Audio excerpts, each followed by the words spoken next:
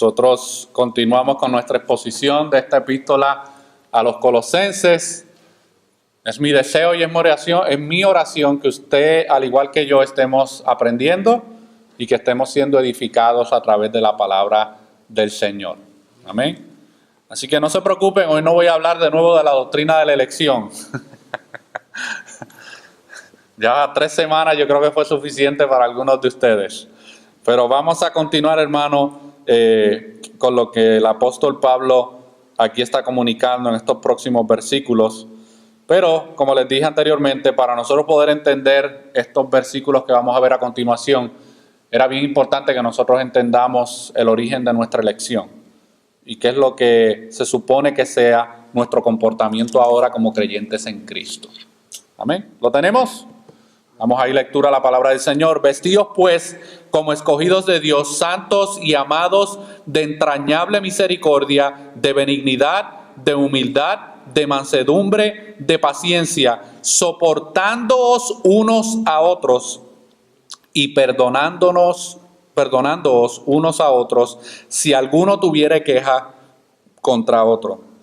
De la manera que Cristo os perdonó, así también hacedlo vosotros. Oremos, hermano.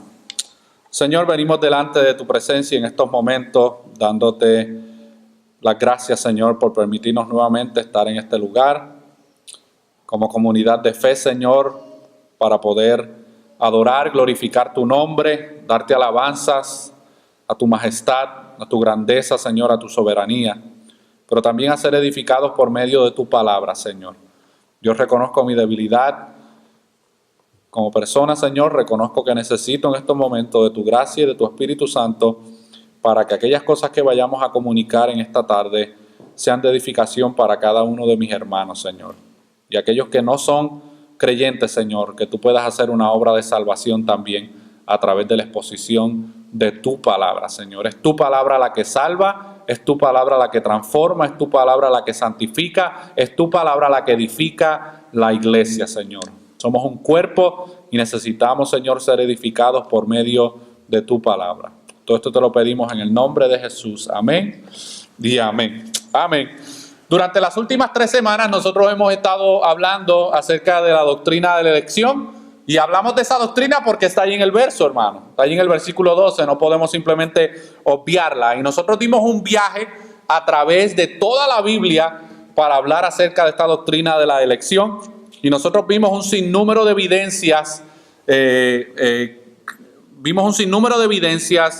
para poder hacer una corta defensa de algunos de los argumentos que muchos lanzan en contra de la doctrina de la elección. Aquellos que no han tenido la oportunidad de ver la tercera parte de esa enseñanza está en nuestro canal de YouTube. Usted ahí la puede accesar y la puede ver. Fueron los argumentos que algunos lanzan en contra de la doctrina de la elección. Pero es bien importante que nosotros veamos que Pablo tenía una intención muy clara al recordarle a estos creyentes en Colosas la verdadera razón por la cual ellos están en Cristo. Y espero, es mi deseo que nosotros también hayamos podido entender la verdadera razón por la cual usted y yo estamos en Cristo. Que no es porque éramos más inteligentes que los demás, o porque éramos más listos que los demás. Y que también nosotros entendamos nuestra verdadera identidad que ahora nosotros poseemos al ser considerados santos y amados en Cristo. Cada vez que usted se sienta deprimido en su vida espiritual, usted recuerde que usted es considerado un santo y que usted es amado grandemente por Dios. Y que es un amor incondicional, hermano. Tu pareja a lo mejor no te puede amar mucho, tu vecino a lo mejor no te puede amar mucho, tus papás a lo mejor no te pueden amar mucho, tu compañero de trabajo tampoco te puede a lo mejor amar mucho, pero Dios te ama mucho por ser un hijo de Él. Cuando el creyente entiende la doctrina de la elección bíblica y logra comprender que su salvación es un acto de gracia inmerecida, misericordia inmerecida y perdón inmerecido, ahora el creyente puede vivir de una manera pública que refleje ese entendimiento que ahora el creyente tiene de su redención. Cuando yo no entiendo realmente qué es lo que Dios ha hecho en mi vida y por qué lo ha hecho, yo no puedo reflejar de una manera pública para que todo el mundo vea esa obra de redención que Dios ha hecho en mi vida. Y cuando el pecador redimido experimenta la nueva vida en Cristo, escuche bien, los frutos internos de esa transformación se tienen que comenzar a manifestar de una manera externa. Es como el árbol que no da frutos. Pues está ahí muy bonito y puede que dé buena sombra, pero no sirve para nada, porque no hay frutos en ese árbol. No existe tal cosa como un cristiano de la secreta. Yo sé que por ahí hay una película que se llama así, Cristianos de la Secreta. Ok. No existe tal cosa, hermano, bíblicamente, como un cristiano de la secreta. Usted no puede vivir su cristianismo escondido de todos los demás. El único que sabe que usted es cristiano es usted. Eso no funciona de esa manera, hermano, porque es que automáticamente al haber habido una obra de redención, esos frutos se tienen que manifestar de una manera externa. Y hay una vestidura externa que representa nuestra nueva vida en Cristo y representa esa obra interna que nosotros hemos recibido en Cristo. Y el título de esta enseñanza es las vestimentas del nuevo hombre. Y hemos estado hablando acerca de las vestimentas del nuevo hombre ya anteriormente en unas prédicas pasadas, de esa vieja vestidura que nosotros ya se supone que nos hayamos despojado y que a veces nos tenemos que despojar todos los días de ella. Porque a veces nos vestimos de ella de nuevo y tenemos que volvernos a despojar de ella. Pero ahora Pablo va a comenzar a hablar de las nuevas vestiduras que nosotros como creyentes nos tenemos que poner. Y hay un imperativo: debemos vestirnos de estas vestimentas. Debemos vestirnos de estas vestimentas. Y como nosotros vimos en los versículos 8 al 9, Pablo habló de esas vestiduras de la vida vieja, que son la fornicación, las impurezas, la mentira, las blasfemias, las malas palabras deshonestas. Todo eso representa parte de nuestra vieja vida en Cristo. Pero ahora Pablo va a hacer un contraste totalmente opuesto a nuestras viejas vestiduras y él va a presentar las nuevas vestiduras internas que deben manifestarse de una manera natural al nosotros entender nuestra nueva identidad en Cristo. Y Pablo va a describir 5 cualidades que deben ser parte de nuestro proceso de santificación progresivo. Y esas las encontramos ahí en el verso 12 y 13. Dice, esas 5 cualidades son entrañable misericordia, benignidad, humildad, mansedumbre y paciencia. Y hagámonos un examen en estos momentos. Vamos a hacernos un examen nosotros mismos y vamos a ver esas virtudes que se supone que representen parte de nuestra santificación y nosotros analicémonos a nosotros mismos y veamos a ver cómo estamos en cada una de ellas.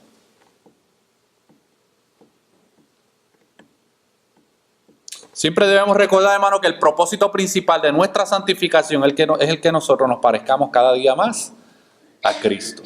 Y estas cosas que Pablo menciona aquí, se supone que sean cosas que se vayan viendo en nuestra vida, porque ahora nosotros tenemos una nueva vida en Cristo.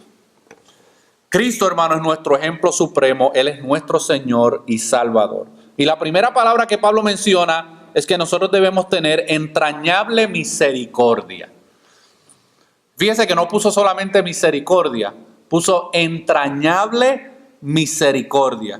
Y Pablo aquí está utilizando una palabra griega que significa, el nombre es splancha. Y esto era un tipo de modismo hebreo que se refiere literalmente a las partes internas del cuerpo humano. Hay una diferencia entre tener misericordia y otra cosa es tener entrañable misericordia. ¿Usted ha escuchado la expresión esa de que cuando usted recibe una mala noticia o alguna situación traumática en su vida pasa, usted no ha escuchado a esa persona o usted mismo a lo mejor lo ha dicho, yo tengo un dolor, pero un dolor muy profundo dentro de mi corazón, o ese es mi hijo de mis entrañas?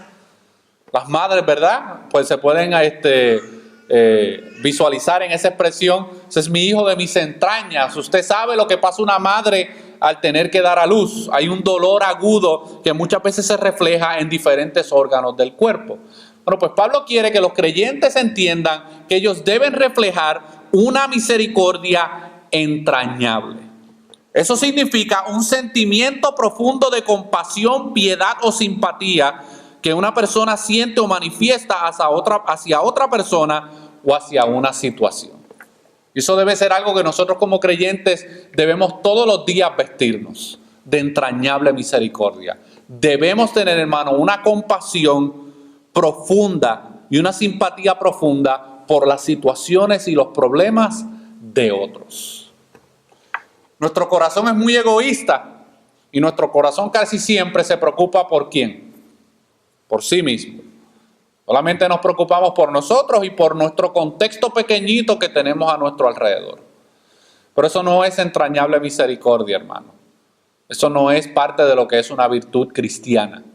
Nosotros debemos reflejar a través de nuestra vida diaria una entrañable misericordia por personas que están a nuestro alrededor, que realmente necesitan compasión, necesitan piedad y necesitan simpatía. Y a veces hay que simplemente echar a un lado nuestros problemas que están ahí.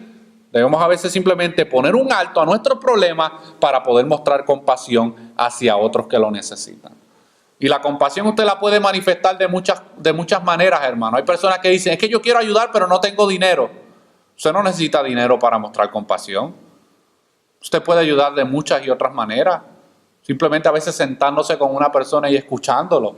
Eso es todo lo que necesita hacer, hermano. Pero mostrarle realmente a nuestro prójimo, tanto creyentes como no creyentes, que nosotros ahora, hermano, como nuevas criaturas en Cristo, tenemos compasión hacia con ellos. Piense en su mente las situaciones que usted conoce de personas y de familiares y de compañeros de trabajo en su vida que realmente, hermanos, son dignos de compasión. Pero nuestro egoísmo a veces solamente se gira alrededor de nuestros problemas y de nuestras situaciones. William Barclay dijo lo siguiente acerca de la entrañable misericordia. Dijo, si había una cosa que el mundo antiguo necesitaba, era una compasión profunda. El sufrimiento de los animales, los heridos y los enfermos no eran tenidos en cuenta. En muchos lugares los ancianos eran abandonados a su suerte. A los dementes y personas con discapacidades físicas, la sociedad los marginaba y los menospreciaba. Esto no ha cambiado. ¿Por qué usted cree que los homes están llenos de ancianos que sus hijos simplemente los han abandonado? Y en muchos casos hijos creyentes. Porque que el mundo se comporte de esa manera no se puede esperar mucho. Pero hijos creyentes, hermanos, que abandonan a sus padres en un asilo y ahí los dejan. Y yo no estoy en contra de los asilos, hermanos, porque hay veces que médicamente un asilo puede proveer los recursos médicos y las atenciones para cuidar a un anciano. Pero otra cosa es abandonar a un anciano ahí. Las personas que tienen discapacidades mentales, hermanos, nuestra sociedad simplemente los margina y los echa a un lado. Nosotros no podemos, hermano, manifestar las mismas actitudes que el mundo manifiesta. Nosotros debemos tener una compasión entrañable por las personas que están necesitadas.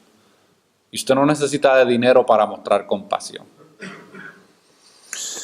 En cuanto a este contexto, cuando Pablo le escribe a los colosenses, habían diferentes niveles de pobreza bastante altos y había miles y miles de personas que la sociedad los había abandonado y echado a un lado. Para la sociedad, estas personas eran un estorbo. Así como hoy en día también la gente ve a los deambulantes, a las personas que no tienen hogar, las ve como ¿qué? Como estorbos, hermano. Y muchos terminan en la cárcel sin haber cometido ningún crimen, simplemente por el mero hecho de no tener un hogar donde vivir o de ser deambulantes en la calle. Y la iglesia local, hermano, de alguna manera u otra debe esforzarse para poder mostrar compasión hacia aquellos que los necesitan. No podemos seguir viviendo nuestra vida de cristianos solamente ofuscados en nuestros problemas. Y esto aplica desde aquí para allá y de allá para acá. Esto no es solamente responsabilidad del pastor, es responsabilidad de toda una comunidad local, hermano, mostrar compasión entrañable hacia aquellos en necesidad. Amén. Diga amén o diga aus, pero diga algo. Ok. Amén. Cuando nosotros miramos el ministerio de Cristo aquí en la tierra, nosotros vemos que en muchas ocasiones Cristo mostró ese sentimiento de compasión y misericordia entrañable. Acompáñenme a Mateos capítulo 9, versículos 35 al 38. El Evangelio según San Mateo, capítulo 9, versículos 35 al 38.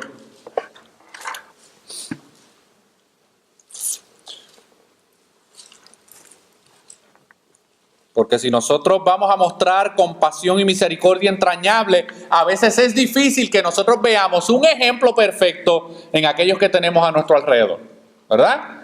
Pues entonces yo creo que debemos ir a nuestro ejemplo supremo, a nuestro ejemplo más perfecto para ver cómo Cristo mostró misericordia y compasión hacia con los demás. Mateo 9, versículos 35 al 38, y dice así la palabra del Señor. Recorría Jesús todas las ciudades y aldeas, enseñando en la sinagoga de ellos y predicando el evangelio del reino y sanando toda enfermedad y toda dolencia en el pueblo.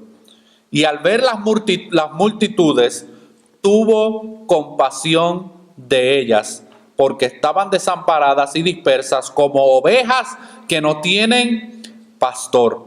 Entonces dijo Jesús a sus discípulos: a la verdad la mies es mucha, mas los obreros pocos. Rogad pues al Señor de la mies que envíe obreros a su mies. Yo creo que usted vea esto desde dos puntos de vista. Lo vea desde el punto de vista celestial y desde el punto de vista terrenal. Desde el punto de vista celestial, hermano, la mies más grande, ¿dónde se encontraba? Aquí en la tierra. Toda la raza humana. Es la mies más grande. La cosecha más grande se encuentra aquí en la tierra. Y cuando hablo de mies, me estoy refiriendo a las almas de las personas, a los seres humanos, a las vidas. Y en el aspecto celestial, hermano, al Dios ver la gran necesidad que había en el mundo y cómo la raza humana se encontraba totalmente perdida y desamparada, en la Trinidad hubo la decisión.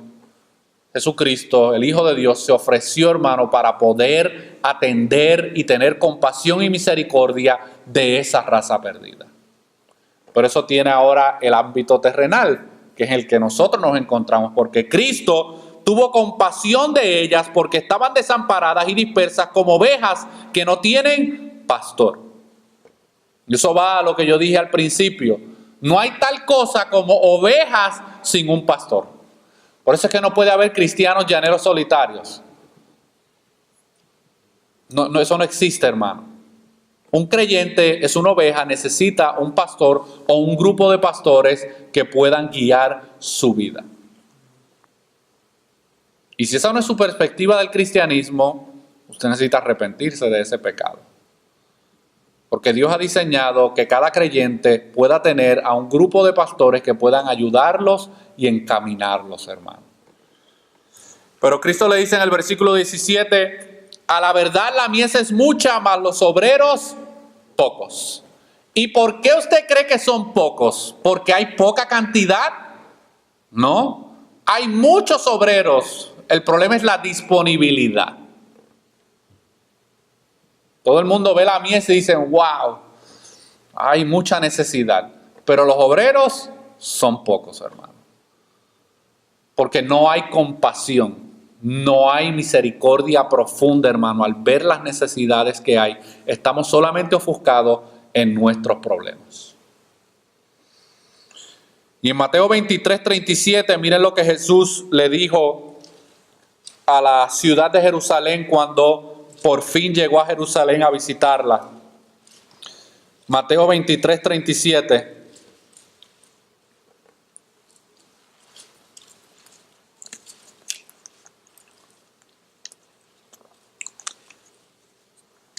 Quiero que se imaginen en su mente Cristo llegando a uno de los montes fuera de la ciudad de Jerusalén. Él está a punto de entrar a Jerusalén porque él sabe que su hora está llegando. Y dice Cristo, Jerusalén, Jerusalén, la que mata a los profetas y apedrea a los que son enviados a ella. ¿Cuántas veces quise juntar a tus hijos como la gallina junta sus pollitos debajo de sus alas y no quisiste? Cristo sabía, hermano, que su pueblo lo iba a rechazar. En el Evangelio según San Juan, el primer capítulo dice, a los suyos vino y los suyos no les recibieron. Y aún así, hermano, Cristo mostró la compasión más grande que puede ser manifestada, viniendo para ser sacrificado por su propio pueblo y por aquellos a los cuales Él vino a salvar y a rescatar. Y aún así, hermano, mostró compasión y misericordia. En San Juan capítulo 11, versículos 32 al 35, este es el relato cuando el amigo de Jesús, Lázaro, había muerto. San Juan capítulo 11, versículos 32 al 35. Aquí vemos otro ejemplo de cómo Cristo mostró compasión y misericordia ante la necesidad de aquellos que estaban a su alrededor. En el versículo 32 de San Juan capítulo 11 dice, María, cuando llegó a donde estaba Jesús, al verle, se postró a sus pies diciéndole, Señor, si hubieses estado aquí, no habría muerto mi hermano. Jesús entonces, al verla llorando y a los judíos que la acompañaban también llorando, se estremeció en espíritu y se conmovió. Y dijo, ¿dónde le pusisteis? Le dijeron, Señor, ven y ve. Y ese texto tan famoso, Jesús lloró, hermano. Dios encarnado mostrando compasión y misericordia ante la muerte de uno de sus amigos, hermano. Y aunque luego más adelante Cristo los resucita, pero en esos momentos Él pudo ver la gran necesidad y el dolor que había en aquellos que se encontraban a su alrededor y Él mostró compasión y misericordia, hermano. Y lo hizo de una manera externa. Porque hay personas que dicen tener compasión y misericordia, hermano, pero no botan ni una lágrima de cocodrilo. Y uno de los beneficios, hermano, de pertenecer a una iglesia local es que nosotros podemos mostrar compasión y misericordia uno con los otros. Podemos mostrar, hermano, ese fruto que Dios ha puesto ahora en nuestra nueva vida en Cristo, unos para con los otros. Porque aquí entre ustedes, hermano, aunque son un grupo pequeño, hay mucha necesidad. Espiritual, emocional, psicológica, material, física, económica. Hay todo tipo de situaciones aquí, hermano. Y a menos, hermano, que Dios me dé la capacidad de poder manejar más ovejas, yo estoy contento con las que tengo. Estoy contento, hermano. Si Dios quiere traer más, gloria a Dios, aleluya, hermano. Pero me tiene que dar la capacidad. Porque hay situaciones, hermano, donde hay que mostrar compasión, hay que mostrar misericordia, hermano. Y como yo no tengo un doctorado en psicología, a veces yo no sé ni qué hacer con algunos de ustedes. En el ámbito espiritual. No sé por dónde entrarles. No sé cómo hacerle, hermano.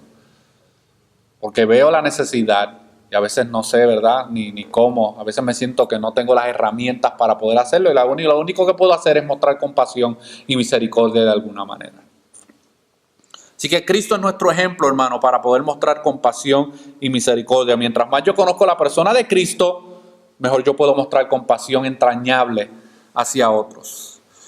Nosotros ahora, como nuevas criaturas en Cristo, tenemos el deber de mostrar esa misericordia y compasión entrañable hacia aquellos en necesidad. No debemos simplemente ser egoístas y pensar en nosotros solamente. En el nuevo nacimiento, hermanos, no solo cambia nuestro estado de muerte espiritual a un estado de vida eterna, sino que también Dios pone nuevos sentimientos y afectos que se deben manifestar de una manera externa hacia el prójimo. Por allá había un sticker en Puerto Rico. Tú sabes que en los carros ponen a veces stickers en la parte de atrás. Había un sticker muy famoso, no sé si en su país usted lo llegó a ver, que decía, si usted es cristiano, que se te note. No sé si lo llegó a ver o escuchar. No, pues en Puerto Rico había un sticker así. Si eres cristiano, que se te note. Y no es que se te note porque vas con tu Biblia y con tu himnario. Eso está bueno. Pero que se te note con la vida que reflejas hacia otros. Esa es la manera en que se debe notar esa nueva vida en Cristo que nosotros hemos recibido, hermanos. Amén. Ahora Pablo va a mencionar dos frutos que están relacionados uno con el otro de una manera directa. Y estos son la humildad y la mansedumbre. Algo de lo cual muchos de nosotros carecemos. Esta parte va a doler un poquito. Así que despiértese, sacúdase un poco, apriétese bien los pantalones o la falda, porque vamos a hablar, hermano, de esa maravillosa cualidad que es la humildad y la mansedumbre. Amén. Porque somos un destello de humildad y de mansedumbre caminante, hermano. Ok. Humildad significa una virtud del carácter del hombre, donde éste estima a los demás con un alto estado de dignidad. Cada ser humano, sea creyente o no sea creyente, sea salvo o no sea salvo, tiene una dignidad como ser humano que nosotros debemos respetar y nosotros debemos considerar. Y lo opuesto a la humildad es ¿qué? La arrogancia y el orgullo, hermano. Y cuando nosotros tenemos a los demás por inferiores a nosotros lo que estamos manifestando es esa capacidad de nuestro corazón orgulloso de producir desprecio hacia otros. Es lo opuesto a la humildad.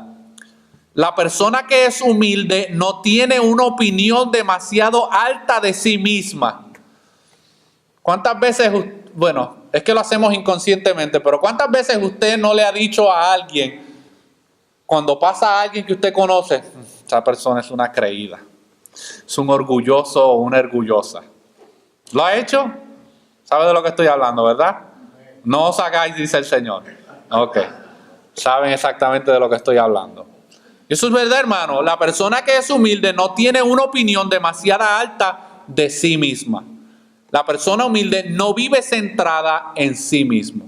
Cuando usted está alrededor de personas que lo único que hablan es acerca de sus logros, de sus metas, de lo que han alcanzado, de lo que son, de todo lo que saben, de todos los logros, de todas las metas, hermano, usted está al frente de una persona que no está mostrando humildad. La persona humilde no necesita manifestar todo lo que sabe o todo lo que tiene. Es más, las personas más humildes son las personas más calladas y las que más saben escuchar. Ahora, esto tiene un flip side. Hay personas que son muy calladitas, que parece que nos rompen un plato, pero tienen una clase de orgullo por dentro, hermano, que se les ve desde el puente de Delaware. Porque pasa de ambos lados. Está el orgulloso, que todo el mundo sabe que es orgulloso por la manera en que habla, pero está aquel calladito, hermano, que lo que está aparentando es falsa piedad y falsa humildad, porque por dentro se cree mejor que el que está a su lado. Y estos son virtudes, hermano, que deben ser parte de nuestra vida y de nuestra nueva identidad en Cristo. En los tiempos bíblicos, la humildad era vista como una forma de debilidad o inferioridad. Los griegos consideraban a una persona humilde como una persona floja de carácter y que servía de muy poco para el desarrollo de la sociedad. Y eso no ha cambiado hoy. Personas que son centradas en sí mismas, que se pueden decir que tienen un espíritu humilde, la sociedad los ve como personas inservibles, personas que no pueden rendir mucho, porque el mundo, ¿qué es lo que glorifica? La arrogancia, el orgullo y la soberbia. Esa persona va a ser exitosa en la vida porque todo el tiempo está hablando de sí misma, todo el tiempo está pensando en sí mismo, todo el tiempo está compartiéndole a otros lo que él es, lo que tiene, lo que va a hacer, lo que va a alcanzar. Sin embargo, nosotros podemos ver que la humildad caracterizaba a la persona de Jesús. En San Mateo capítulo 11, versículo 29, Cristo le dice a una multitud: llevad mi yugo sobre vosotros y aprended de mí, que soy manso y humilde de corazón, y hallaréis descanso para vuestras almas. Si alguien tenía la capacidad y alguien tenía el derecho de fanfarronear, era Cristo. El Dios creador de todas las cosas, encarnado, hermano, tomó forma de siervo, se humilló a sí mismo para poder servir a una raza de pecadores que lo único que hacen es rebelarse en contra de él. Y sin embargo, hermano, él dice: aprended de mí, que soy manso y humilde de corazón, y hallaréis descanso para vuestras almas, hermano. Mediten eso. El Dios creador de todas las cosas, hermano, vino a sufrir y a padecer lo que todos nosotros sufrimos y padecemos. El acto de humildad más grande que se pudo haber manifestado. Y a lo largo del Nuevo Testamento también nosotros podemos ver que la humildad es una de las virtudes cristianas. Cuando Pablo escribió esta carta, hermano, la humildad no era parte de la sociedad romana. La sociedad romana glorificaba el orgullo. Era todo una exaltación del cuerpo humano, de la mente humana y del pensamiento humano. Y Pablo le dice a los creyentes en Efesios capítulo 4, versículos 1 al 2, yo pues preso en el Señor, os ruego que andéis como es digno de la vocación con que fuisteis llamados. Mire lo que dice el versículo 2, con toda humildad y mansedumbre, soportándoos con paciencia los unos a los otros en amor. Esa es la manera en que se manifiesta si una persona realmente tiene un espíritu humilde o no.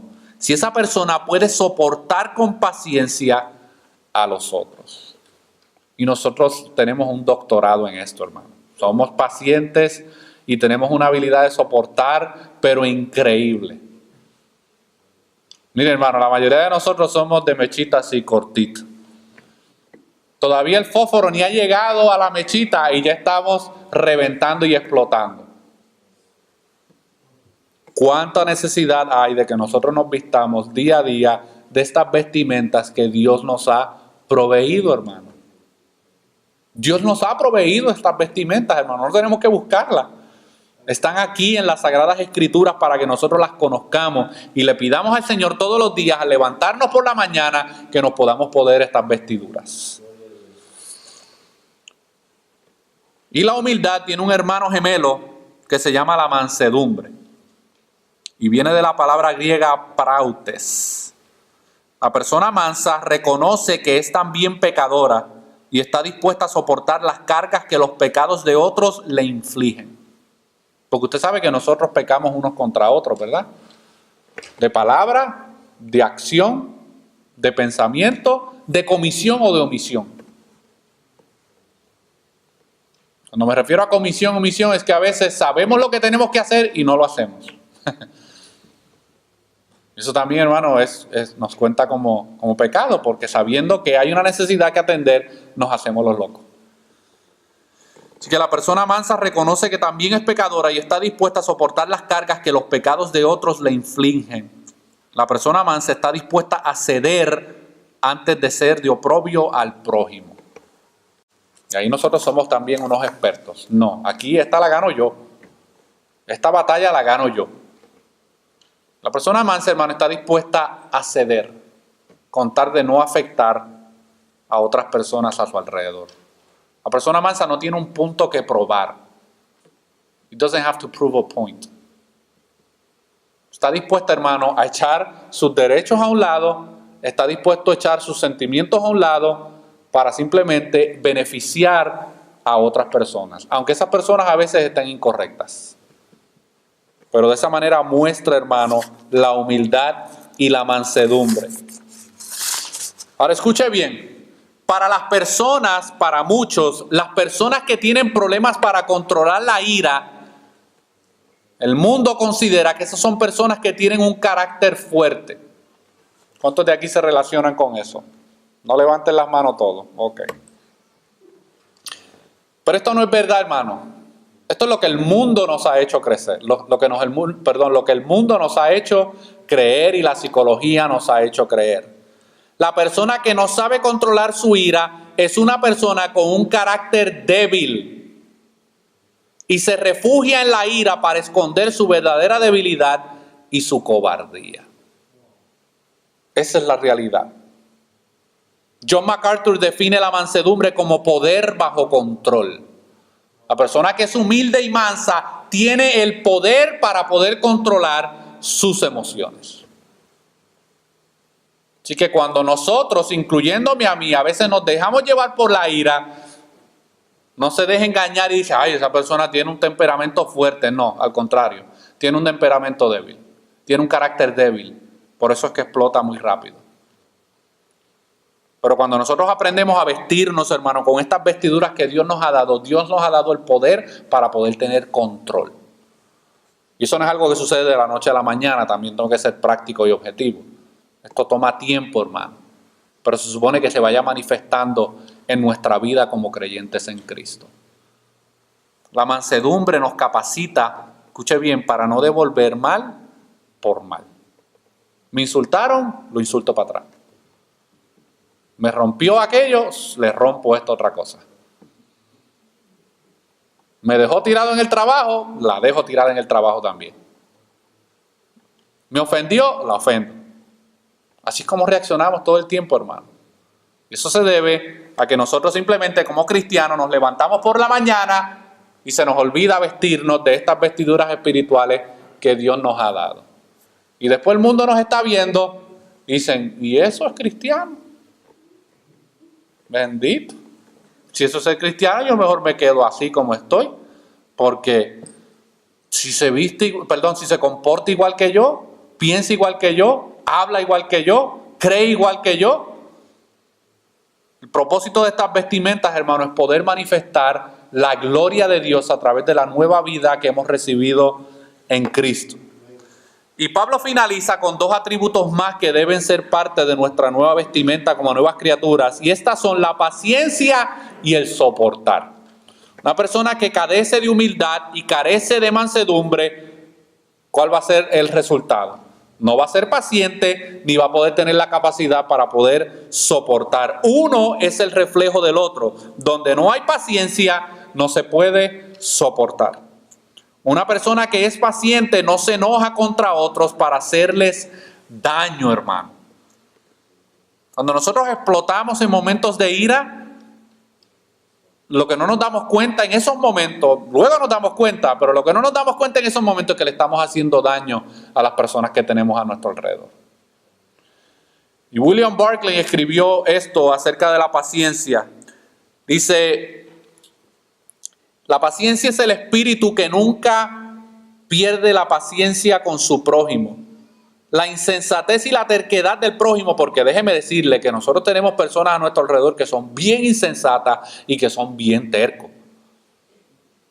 Y usted les enseña, no te sientes ahí porque te va a pasar esto. Ahí va y se sienta. No hagas aquello porque no juegues con fuego porque te vas a quemar. Y ahí vas a jugar con fuego, hermano. O sea, la vida cristiana no es ajena a nuestras conductas. Pero la insensatez y la terquedad del prójimo nunca lo llevan al cinismo o a la desesperación. Los insultos y agravios del prójimo hacia él nunca producen en él amargura o ira. Y usted dice, hermano Jorge, eso suena muy bonito, pero la práctica es otra cosa. Suena muy bonito, ay, está muy romántica la idea, pero póngase en mis zapatos para que usted vea con la gente con quien yo tengo que lidiar. En mi trabajo, en mi familia, en mi vecindad, compañeros de trabajo, son tercos, insensatos, me insultan, me ofenden, me agravian. ¿Y usted quiere que yo me quede ahí simplemente, todo paradote, recibiendo? Pues sí. Pues sí. Y yo no lo digo porque yo lo he hecho. Yo lo digo porque así Cristo lo manifestó, hermano. Mantuvo su boca cerrada. La paciencia es lo opuesto al resentimiento y la venganza. Cada vez que nosotros mostremos resentimiento y queremos vengarnos por lo que alguien nos ha dicho o hecho, nosotros estamos mostrando que no tenemos paciencia para poder soportar el agravio. Y luego Pablo culmina con la palabra soportar, soportándonos unos a otros. Y eso quiere decir resistir, perdurar a pesar de la persecución, las amenazas, los agravios, la indiferencia o cualquier otro mal, sin buscar vengarse. Soportar a quienes nos caen bien es bien fácil. Porque es que hay personas, hermano, que tienen una habilidad para desquiciar, hermano, hasta el hombre más manso de la tierra. Y tenemos el ejemplo de Moisés, hermano. La Biblia dice que Moisés era el hombre más manso de la tierra, hermano. Y en un momento dado quería romperle las tablas en la cabeza a los israelitas. En una ocasión dijo, Señor, mátalos a todos. Así que todos los días nosotros tenemos que enfrentar situaciones en nuestras vidas donde cada una de estas virtudes son puestas a pruebas. ¿O tú crees que tú te vas a poner las vestiduras que Pablo menciona aquí en estos versículos y que nada va a pasar en tu día para poner a prueba esas virtudes? Todos los días, hermano. Algunos de nosotros no tenemos ni que salir de la casa para que estas virtudes, hermanos, sean puestas a prueba.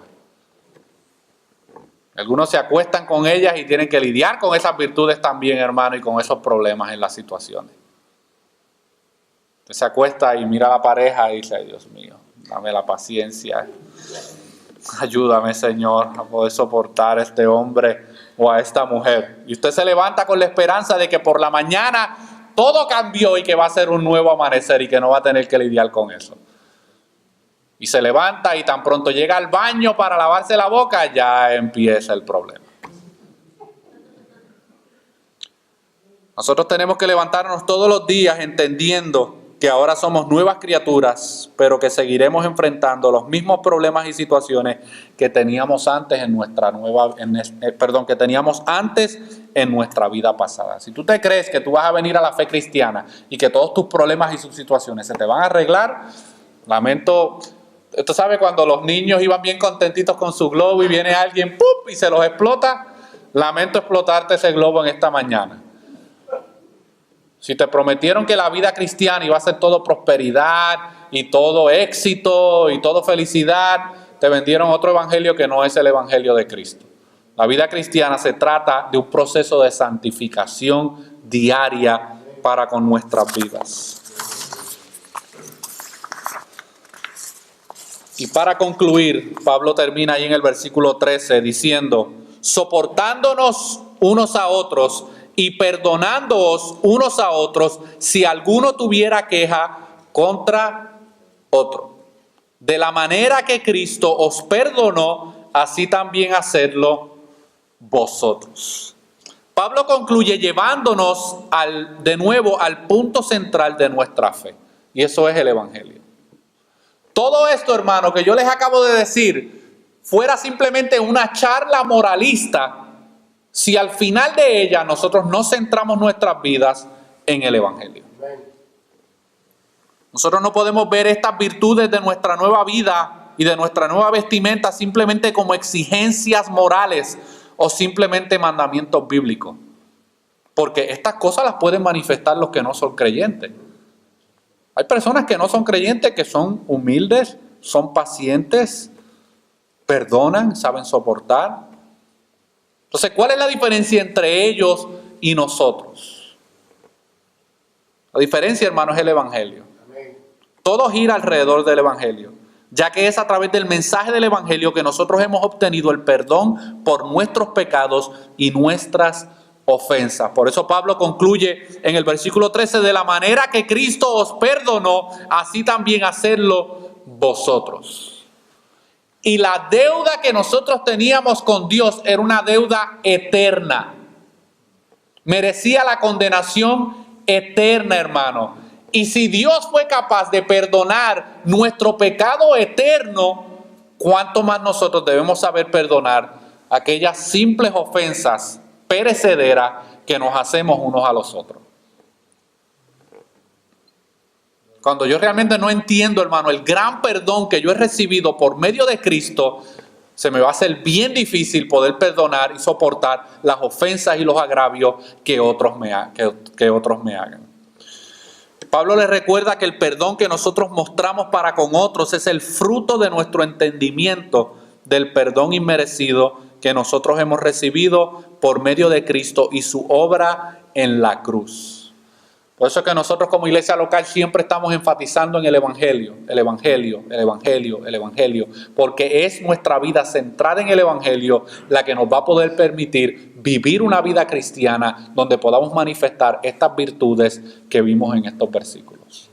Cuando yo me alejo de la centralidad del evangelio, yo me convierto en una persona moralista, donde yo pienso que al hacer estas cosas yo puedo ganarme el favor de Dios. Pero cuando yo entiendo la gran obra que Cristo hizo por mí y cómo su perdón eterno me fue otorgado sin merecerlo, entonces yo puedo manifestar perdón para con otros hermanos.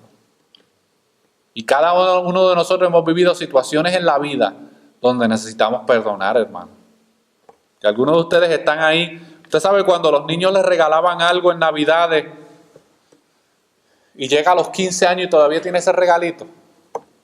Lo tiene ahí escondido en el closet o debajo de la cama, pero ahí está. Muchas veces nosotros todavía tenemos ofensas que nos han hecho, agravios que nos han hecho, que los tenemos simplemente, ahí están escondiditos, pero ahí están. Y eso nos impide, hermano, a que nosotros podamos seguir creciendo en nuestra vida espiritual. Yo quiero ir a un último pasaje para ver cuánto nosotros debemos perdonar. Vamos a Mateo capítulo 18.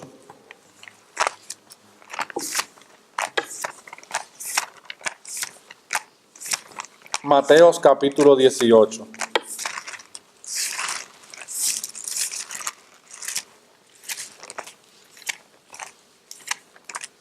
Cuando nosotros sabemos perdonar, hermanos, de una manera natural, es cuando realmente podemos decir que estas virtudes se han ido desarrollando en nuestras vidas. Mateo capítulo 18, versículos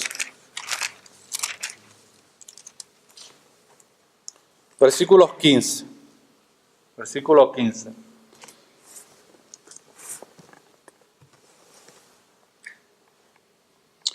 Aquí Cristo le está hablando a sus discípulos. Él estaba hablando de la parábola de la oveja perdida. Y luego habla de cómo se debe perdonar al hermano. Dice, por tanto, si tu hermano peca contra ti, ve y repréndele, estando tú y él solos. Ese es el primer paso para saber perdonar. Si yo tengo un problema con alguien o alguien tiene un problema conmigo, la instrucción bíblica es que o yo vaya donde esa persona o esa persona venga donde mí. Pero hay hermanitos que son tan orgullosos, que están ofendidos con uno y no vienen donde uno a decírselo. Y como yo no soy omnisciente, pues yo no sé que están ofendidos. Yo no lo sé. Porque a lo mejor dije algo, hice algo, o no dije algo que ellos esperaban que yo dijera, o no hice algo que ellos esperaran que yo hiciera, y están ofendidos con uno. Y eso pasa entre relación pastor-oveja y ovejas y ovejas. Eso pasa, hermano. El mandato bíblico es que si tu hermano peca contra ti, ve y repréndele, estando tú y él solos. Y si te oyere, has ganado a tu hermano. La mayoría de los problemas en la iglesia se resuelven en ese primer paso. Pero estamos muy mal acostumbrados y las personas que hacen van directamente donde el pastor. Pastor, tengo este problema con fulano de tal. Si usted viene donde mí a hacer eso, yo lo primero que le voy a preguntar, ¿y usted ya se sentó y habló con el hermano o la hermana? Y si me dice que no, yo no tengo más nada que decirle. Yo no voy a servir de árbitro en esa disputa. Ve y siéntate con el hermano o la hermana y trata de arreglar el problema. Casi siempre los problemas se resuelven ahí. Casi siempre. No dije siempre, dije casi siempre. ¿Cuál es el segundo paso? Dice, mas si no te oyere, toma aún contigo a uno o dos. ¿Dos qué? Dos personas. Un testigo. Para que en boca de 2 o 3 testigos conste toda palabra. Cuando realmente yo tengo humildad, mansedumbre en mi vida, hermano, compasión, yo realmente quiero resolver ese problema. Yo no puedo vivir mi vida cristiana sin resolver esos conflictos. Así sean causados por la persona o sean causados por mí. ¿Cuál es el mandato a seguir? Bueno, si traté de hablar con la persona y no hubo resolución, yo quiero restaurar esta relación. Yo quiero buscar el perdón y la reconciliación. ¿Qué es lo que yo debo hacer? Yo debo buscar entonces a otro hermano o hermana maduro en la fe para que sirva como intermediario para poder resolver el conflicto. Porque lo que se busca es el perdón, hermano. Dice el versículo 17, si no los oyere, porque hay gente que aún así, hermano, son tan tercos y son tan rebeldes y tan orgullosos que ven ese acto de reconciliación como una amenaza para sus vidas. No lo ven como un acto de misericordia, de humildad y de paciencia que se está tratando de manifestar. Dice, si no los oyere a ellos, dilo a la iglesia. Y si no oyere a la iglesia, tenle por gentil y publicano. Esto es una persona que no quiere perdonar. no quiere reconciliación, no quiere arrepentirse de su pecado ni de aquellas cosas que está haciendo que están ofendiendo a su hermano o a su hermana o a la iglesia. Pero sigue diciendo el versículo 18. De cierto os digo, que todo lo que atéis en la tierra será atado en el cielo, y todo lo que desatéis en la tierra será desatado en el cielo. No tengo el tiempo ahora para explicar ese versículo bíblico, pero créame que es uno de los versículos bíblicos más sacados fuera de su contexto. Algunos dicen, aquí tenemos poder para atar al diablo. Ahí no está hablando de atar al diablo en ningún sitio. Ahí está hablando de la autoridad que Dios le ha dado a la iglesia para poder resolver sus conflictos personales. Dice, otra vez os digo que si dos de vosotros se pusieren de acuerdo en la tierra acerca de cualquier cosa que pidieren, les será hecho por mi Padre que está en los cielos, porque donde están dos o tres congregados en mi nombre, allí estoy yo en medio de ellos. ¿De qué cosa está hablando aquí? Está hablando de la restauración y del perdón, y donde no hay reconciliación, hay disciplina bíblica. Es de lo que está hablando todo el pasaje bíblico. En otra oportunidad tendremos la oportunidad de poder desglosarlo poco a poco. Pero yo lo que me maravillo, hermano, es que Jesús le está dando unas instrucciones a los discípulos de cómo van a resolver sus conflictos. Y mire con la pregunta que sale Pedro. Versículo 21. Entonces se le acercó Pedro y le dijo, Señor, ¿cuántas veces perdonaré a mi hermano que peque contra mí? Esa respuesta que Cristo le dio a Pedro no le estaba satisfaciendo. Porque Pedro dijo, espérate, si este es el procedimiento a hacer, yo constantemente voy a tener que estar reuniéndome con hermanos en la fe o hermanas en la fe que me van a ofender o yo los voy a ofender y voy a tener que a veces traer a 1 o 2 testigos y a veces voy a tener que involucrar a la iglesia. Y Pedro dijo, yo quiero asegurarme bien de cuántas veces es que yo voy a tener que repetir este proceso. Y miren lo que Jesús le contesta. Hasta 7, mire la respuesta de Pedro. Pedro se le acercó y le dijo, Señor, ¿cuántas veces perdonaré a mi hermano que peque contra mí? ¿Hasta 7? O sea, Pedro está diciendo, ok, yo creo que 7 veces ya es suficiente para poder perdonar a mi hermano. Y Cristo le responde, Jesús le dijo, no te digo 7, sino hasta 70 veces 7. 490. Ahora, no está diciendo que a la 491 ya no debe haber perdón ni reconciliación. Lo que está utilizando es un número que para un judío eso era un número grande, hermano. Estaba hablando de la infinitud de cuántas veces yo tengo que perdonar. Imagínense que Dios nos perdonara solamente 7 veces como lo que pretendía Pedro aquí. Hace rato estuviéramos liquidados, hermano, candidatos seguros al infierno. Pero Cristo ha mostrado, hermano, perdón eterno para con nuestras vidas, y nosotros, como parte de nuestra virtud cristiana y de nuestra nueva vestidura en Cristo, nosotros debemos a soportarnos y a perdonarnos unos a otros. Por eso es que cada uno de ustedes es importante en el contexto de una iglesia local. Porque es aquí donde nosotros aprendemos a soportarnos unos a los otros. Porque no todos somos moneditas de oro, ¿sabe? Hay algunos de nosotros que somos un poquito pesaditos. Yo lo sé, yo lo reconozco. Yo sé que a veces no caigo bien, yo lo sé. Y si de alguna manera yo les he ofendido a ustedes como congregación local, yo les pido disculpas. Y les pido que me perdonen como también yo los perdono a ustedes. Porque algunos de ustedes se hacen los loquillos. Pero yo entiendo el propósito de la iglesia local, hermano. Y yo entiendo cuál es el propósito de nuestra nueva vida en Cristo. Amén. Oremos.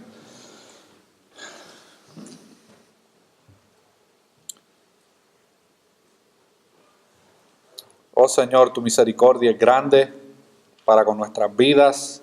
Semana tras semana, Señor, venimos, escuchamos tu palabra. Muchas veces la ponemos en acción y por obra, otras veces simplemente somos oidores olvidadizos. Yo te pido, Señor, que tú nos ayudes a que todos los días podamos estar conscientes de nuestra nueva vida en Cristo Y que todos los días, Señor, tú nos des el poder para poder vestirnos de estas vestimentas que representan nuestra nueva identidad en ti. Que tú ayudes a cada uno de mis hermanos con sus luchas, con sus pruebas, con sus conflictos, con su falta de perdón. Que tú también me ayudes a mí, Señor, como pastor, como padre, como esposo, a poder seguir rindiéndome a tus pies para que tú sigas santificando mi vida. Que nosotros como iglesia local podamos también tener la misma actitud y que podamos seguir siendo santificados por medio de tu palabra, Señor. Que podamos mostrar compasión profunda para aquellos que están necesitados. Que podamos tener paciencia, mansedumbre, humildad, que podamos perdonarnos unos a los otros y que aprendamos a soportarnos unos a los otros a pesar de nuestras diferencias de nacionalidad, de raza, de idioma, de personalidad, de carácter, que podamos poco a poco, Señor, como piedras en un río, podamos ir, Señor, adquiriendo esa forma que la cual tú has predestinado desde antes de la fundación del mundo para nuestras vidas, Señor. Ayuda, Señor, a cada uno de mis hermanos de manera en especial. Que esta semana sea una semana de luchas, pero también que sea una semana de victorias en sus vidas. Y que podamos atesorar tu palabra de manera especial, Señor. Y que podamos entender que la razón principal por la cual venimos un día a la semana a congregarnos como comunidad de fe, Señor, es porque tenemos una gran necesidad de que tú hables a nuestras vidas por medio de tu palabra y en tu misterio, Señor, y en tus pensamientos a veces tan difíciles de entender. Tú lo has escogido, la iglesia local, para que los creyentes y las ovejas sean edificadas, Señor. Que podamos tener eso en alta estima sobre todas las demás cosas que podamos hacer. Gracias, Señor, por la oportunidad de poder pastorear a este grupo de creyentes, Señor. Es un regalo y un don inmerecido. Pero también, Señor, tú has dado a la iglesia local como un regalo para cada uno de los creyentes. Que podamos atesorarla, que no la menospreciemos, que la tengamos en cuenta, Señor, y que podamos ver que a través de tu iglesia local es que tú manifiestas tu gloria a las naciones. Todo esto te lo pedimos en el nombre de Jesús. Amén y amén.